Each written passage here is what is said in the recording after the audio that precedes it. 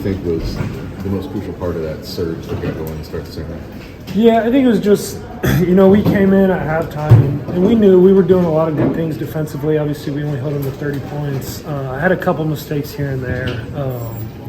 We were also doing a lot of good things offensively, but shots weren't falling. And the main thing was, we had, I believe it was 7 turnovers going in the half. So Coach Payne just harped on that a lot, because obviously, as long as I've been here, that's kind of always been our Achilles heel. If we keep it under 12, 14, whatever, however many turnovers it is, usually ends up in a win for us. So he just talked about taking care of the ball, keep getting the shots we want. We trust that they're going to start to fall. But it started, we got into the paint, got it to TK, got him going a little bit. And we were just able to build on the lead from there. A few of those turnovers in the first half were you and Trey, and the free throws weren't going your way either. And both of those things were better in the second half. It just felt like both the two of you together, a lot more efficient in the second half, and kind of were the foundation of some of what got going there. Yeah, I think it's just, obviously the game's been going on for longer, so you're more settled in the game. I think it was nice. Halftime, it kind of gave us a break to, kind of breathe, collect ourselves. We're not necessarily doing bad things. We're just not finishing the plays. We were able to, like I said, collect ourselves and then go out and finish those plays the second half. How come you guys are forcing so many turnovers? Yeah, I think I could tell you, we were really big on keeping them out of the seam. Because when they get downhill, going to that seam, especially that right seam, they're pretty dangerous. Obviously, they're not a huge shooting team, so I think, we were really trying to pressure them with that. I think switching 4 ways helps a lot with that, too, especially when you switch up and pressure, because if it's maybe some of the guys that aren't necessarily the primary ball handlers, it makes it a little bit harder on them. So I think it was a mix of those things, but yeah. Were you not switching 4 ways before? I thought you always did. Before, the last 4 or 5 games we've been doing it. Before that, it was a lot of, it's also, we've had different personnel this last games.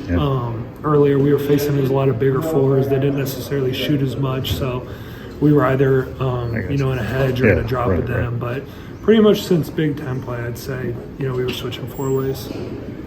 Something just switch in your head over break. I know people probably asked you this question already. I was thinking the other day, sometimes guys get to the midpoint of their senior year and they're like, oh man, this is getting to be over pretty quick. Did you confront any thoughts like that? Not necessarily.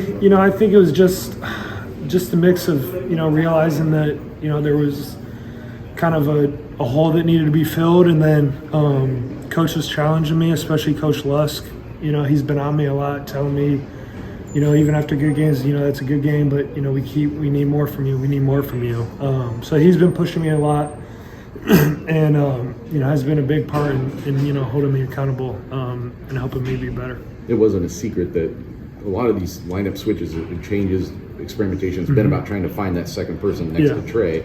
So was that part of the motivation for you, just to kind of, I guess, answer that question for the team? Yeah, absolutely. I think, when I found out I was starting, I obviously took it as, this is great, but you don't want to just start and play a lot one game. You want to keep doing it for the rest of the season. I definitely tried my best to take hold of it, and make good fruit out of it.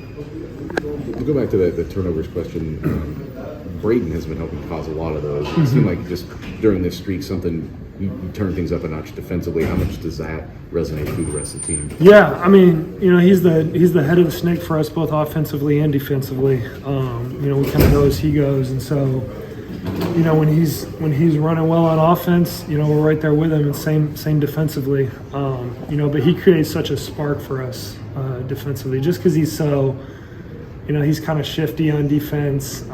He kind of likes to lurk around in those passing lanes, and then it probably helps that he's kind of small, because a lot of times it feels like they don't even see him and he's right there. But no, it's big for us for sure.